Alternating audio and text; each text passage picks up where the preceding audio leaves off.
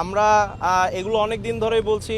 তারা জানে যে আমরা কি চাই, তারা জানে যে জনগণ কি চায়, কিন্তু কোনো এক অজানা কারণে আমরা দেখেছি যে প্রশাসন আসলে আওয়ামী লীগের বিচার নিয়ে অতটা আগ্রহী না। অভ্যুত্থান পরবর্তী আমাদের অন্যতম প্রধান দাবি ছিল এবং সর্বপ্রধান কর্তব্য হওয়া উচিত ছিল আহত এবং শহীদ পরিবারের পুনর্বাসন নিশ্চিত করা, আহতদের চিকিৎসা নিশ্চিত করা।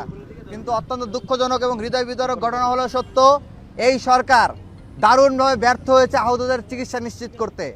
আমাদের দাবি ছিল জুলাই ঘোষণাপত্র ঘোষণা করতে হবে, আমাদের দাবি ছিল আওয়ামী লীগকে নিষিদ্ধ করতে হবে এবং এত বড় একটা গণহত্যা সংগঠিত করার পরে যারা এই খুনগুলো করেছে, এত ভাইদের রক্ত ঝরিয়েছে, তাদের প্রত্যেককে বিচারের মুখোমুখি করতে হবে।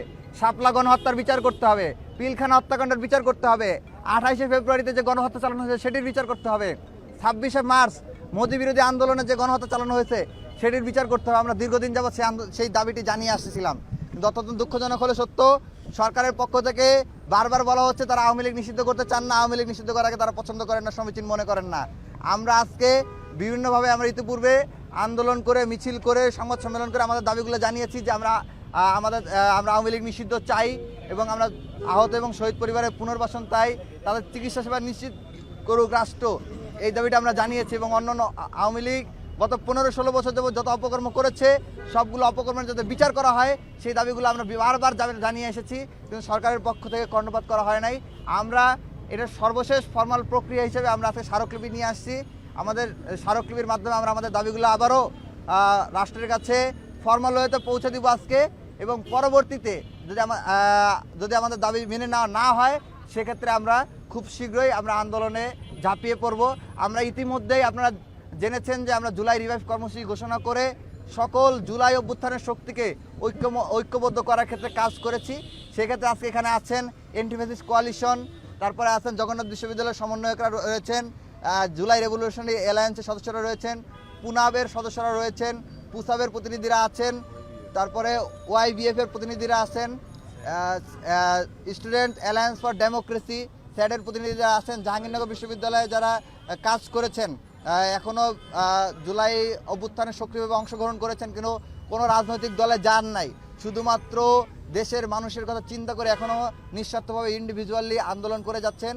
সেরকম জাহাঙ্গীরনগর বিশ্ববিদ্যালয়, প্রাইভেট, জগন্নাথ বিশ্ববিদ্যালয়, বুয়েট, ঢাকা কলেজ এবং চট্টগ্রাম বিশ্ববিদ্যালয়, রাজশাহী বিশ্ববিদ্যালয় সহ টাঙ্গাইল, আপনার উত্তরা অঞ্চলে যারা আন্দোলন করেছেন, রামপুর অঞ্চলে যারা আন্দোলন করেছেন, মোহাম্মদপুর জোনে যারা আন্দোলন করেছেন, নারায়ণগঞ্জ, সিদ্ধিরগঞ্জে যারা আন্দোলন করেছেন, এরকম সকল গ্রুপকে আমরা কানেক্ট করার চেষ্টা করেছি ইতিমধ্যেই। সরকারের নিষ্ক্রিয়তা, আওয়ামী লীগ নিষিদ্ধে গড়িমসি করার কারণে আজকে আওয়ামী লীগ চারিদিকে মিছিল মিটিং করে জনমনে আতঙ্ক তৈরি করছে এবং ভীতিকর পরিবেশ সৃষ্টি করছে।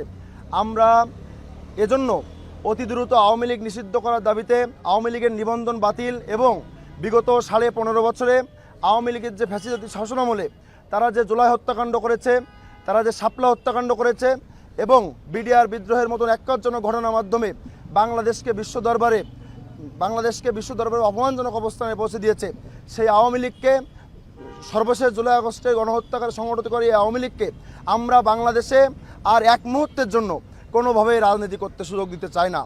আমরা পরিষ্কারভাবে জানিয়ে দিতে চাই, জুলাই আগস্টের আন্দোলন এখনও শেষ হয়ে যায়নি।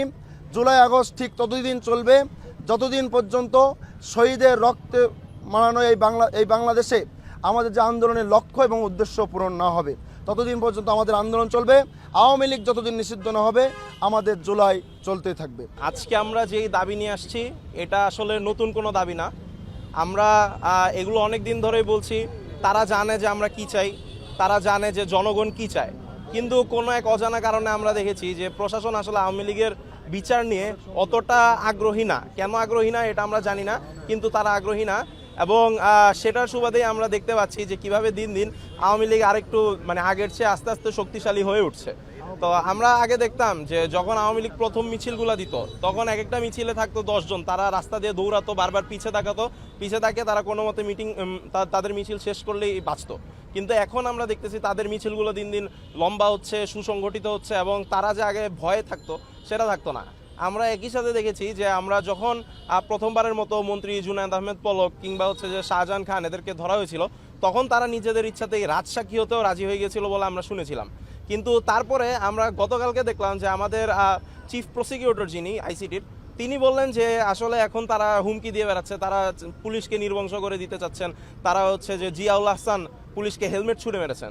তো এইভাবে আস্তে আস্তে এই আওয়ামী লীগারদের কিংবা সাবেক পতিত ফেসিসদের সাহসের উৎস কি এটা আসলে আমরা জানি। আমরা দেখতেছি যে কিভাবে আস্তে আস্তে প্রশাসনের মাধ্যমে কিংবা হচ্ছে রাজনৈতিকভাবে আওয়ামী লীগকে আগের চেয়ে সংগঠিত করা হচ্ছে, পুনর্বাসন করা হচ্ছে।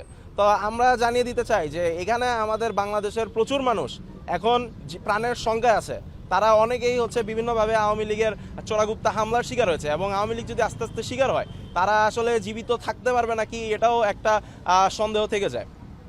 তো এই অবস্থায় আমরা মনে করি যে এভাবে আসলে অন্তর্বর্তীকালীন সরকারকে সময় দেওয়া উচিত না, কারণ তারা যেই জনগণের ম্যান্ডেট নিয়ে আসছিল সেই ম্যান্ডেটের মধ্যে আওয়ামী লীগের দ্রুততম সময়ের মধ্যে বিচার এবং তাদের রাজনীতি বন্ধ করার ব্যবস্থা করার কথা। কিন্তু এখন যেহেতু হচ্ছে না, আমরা আজকে একটা ফর্মাল প্রসিজিওরের মধ্যে দিয়ে যাচ্ছি, আমরা একটা স্মারকলিপি দিচ্ছি, কিন্তু আমরা জানি যে আসলে এটাতে কোনো একটা লাভ হবে না, কারণ এর মধ্যে আমরা অনেকবার চেষ্টা করেছি কিন্তু কোনো লাভ হয় নাই। তো আমরা হচ্ছে প্রতিদিনই প্রায় কোনো না কোনো কর্মসূচি দিচ্ছি। উত্তরাতে আমরা এর আগে একটা মিছিল করেছি, আমরা লাঠি মিছিল দিয়েছি, এবং আমরা চালিয়ে যাব, এবং একই সাথে অন্য সব স্টেক হোল্ডারদের সাথে মিলে আমরা কিভাবে আরও বড় করে এবং সুসংগঠিত উপায়ে এই আন্দোলন চালিয়ে যাওয়া যায়, সরকারকে চাপ দেওয়া যায়, সেই চেষ্টা করে যাব।